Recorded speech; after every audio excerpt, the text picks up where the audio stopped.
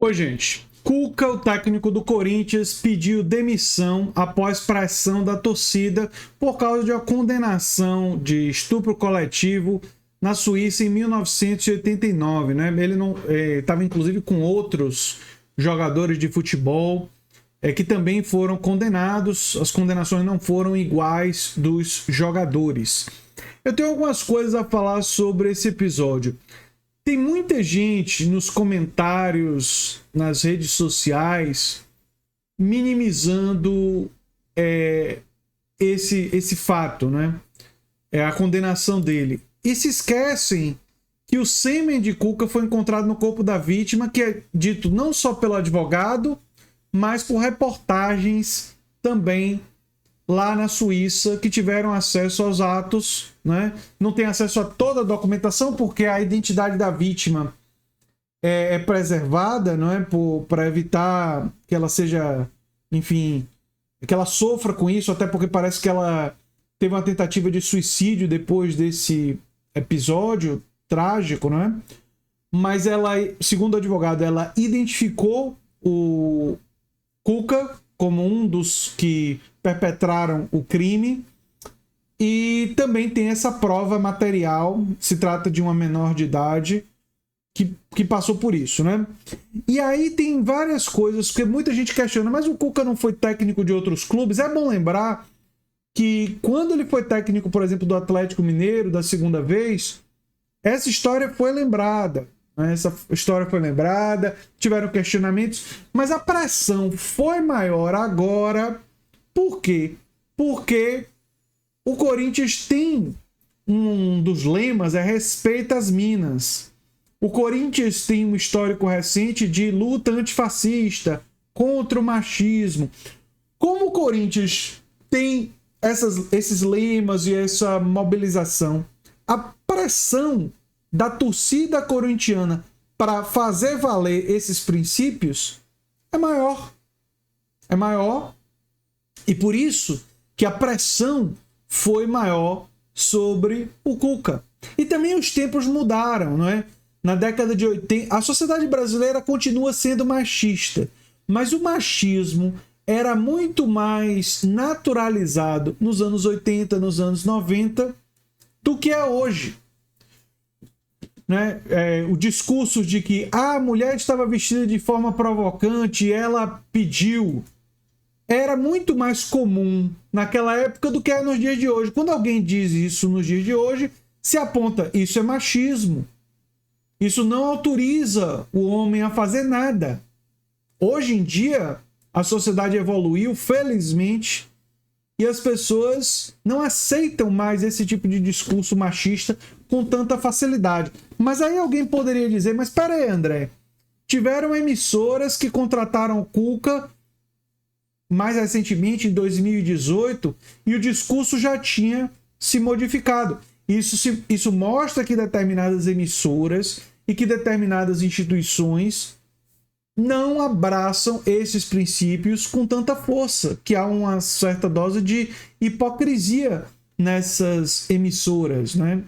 E isso daí deve ser criticado, obviamente. Quando a mesma emissora que contratou o Cuca agora está colocando pessoas e está colocando seu editorial para criticar, ela deve ser questionada por no passado não ter defendido esses princípios com tanta força. Eu estou falando da Rede Globo de televisão, né? Por exemplo. Né? E nos clubes anteriores, se não teve tanta repercussão, foi talvez porque nesses clubes a força da mobilização tenha sido menor. Não é? Uma outra coisa, o Cuca disse que a família dele foi ameaçada. Algumas pessoas vão duvidar da palavra do Cuca, até porque ele está sendo bombardeado com isso daí. Mas vamos supor que a família do Cuca tenha sido ameaçada. É errado. É errado fazer isso. Não é? Não se deve ameaçar ninguém. Não é por aí. Não é? Isso daí é completamente equivocado, não se sustenta.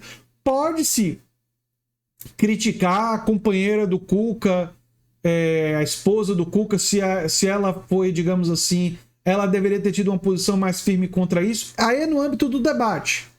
Cada um tem sua opinião sobre como uma pessoa deve se posicionar, e criticar pessoas por posicionamentos é parte da democracia. Ameaçar, não. Ameaçar não faz parte do debate público, né? Então, se isso daqui aconteceu, também está errado. É absolutamente verdadeiro que a sociedade brasileira era mais machista, era mais preconceituosa no passado do que agora, mas ainda é muito machista, ainda é muito preconceituosa, e isso se reflete no número de pessoas que naturalizam a condenação do Cuca e naturalizam a condenação de jogadores, ou que saem em defesa, gente que sai em defesa do Robinho, por exemplo, que fez uma coisa indefensável, ou gente que sai em defesa do Daniel Alves, por exemplo, né? Isso reflete essa sociedade machista, isso reflete esse problema. Isso, inclusive, o machismo, ele é um elemento que foi capturado pelo neofascismo. É importante compreender isso está em Humberto Eco, no Fascismo Eterno. Eu já até falei um pouco sobre isso. Mas o fascismo não inventou o machismo, óbvio que não. É óbvio que não. Mas o fascismo, ele se aproveita do machismo. Ele utiliza o machismo como um elemento para a propagação das suas ideias autoritárias. Então, o fascismo, o neofascismo brasileiro, o bolsonarismo, um dos componentes que alimentou o neofascismo brasileiro, que permitiu que ele se propagasse, que ele se espalhasse, foi o fato de ter ainda na sociedade brasileira muita gente machista. Muita gente machista. Eu tenho certeza absoluta que todos aqueles jogadores são igualmente culpados? Não, mas assim, as evidências de você dizer que teve sêmen, que foi, e que isso estava, olha, é uma evidência poderosíssima, né? É uma evidência poderosíssima. E que ele foi condenado, o processo foi finalizado na Suíça. Isso é outra coisa grave, né? Que paira sobre o Cuca, né? E que olha que coisa interessante, eu acompanho futebol há muitos anos, e na época que o Cuca dirigiu vários clubes, a repercussão disso no passado ela era tão pouca que mesmo eu acompanhando futebol, eu não sabia dos detalhes desse caso. E não saber e isso não ter sido amplamente divulgado no passado é um reflexo de uma sociedade machista. Porque o machismo leva a esse tipo de caso a ser abafado, esse tipo de coisa a ser ocultada ou naturalizada. E não pode ser naturalizado um evento desse, né?